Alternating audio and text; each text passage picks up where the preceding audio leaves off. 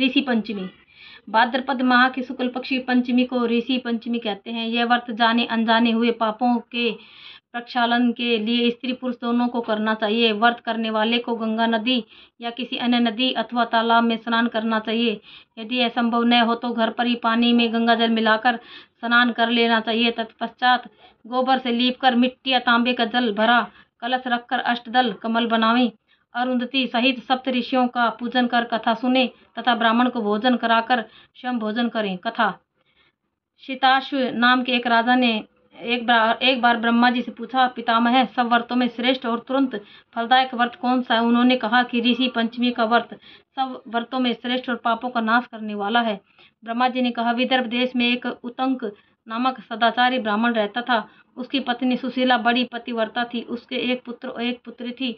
उसकी पुत्री विवाहोपरांत विधवा हो गई। दुखी ब्राह्मण दंपति कन्या सहित गंगा तट पर कुटिया बनाकर रहने लगे।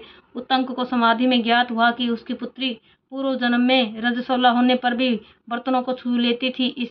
इसके शरीर में कीड़े पड़ गए हैं। धर्मशास्त्रों की मान्यता है कि रजस्वला स्त्री पहले दिन चंडालिन, दूसरे दिन ब्रह्मघातिनी तथा तीसरे दिन धोबिन के समान अपवित्र होती है। वह चौथे दिन स्नान करके शुद्ध होती है। यदि यह शुद्ध मन से ऋषि पंचमी का व्रत करे तो पाप मुक्त हो सकती है। पिता की आज्ञा से उसकी पुत्री ने विधि पूर्वक ऋषि पंचमी का व्रत एवं पूजन किया। व्रत के प्रभाव से सारे दुखों से मुक्त हो गई। अगले जन्म में उसे अटल सौभाग्य सहित अक्षय सुखों का भोग मिला। जय माता दी।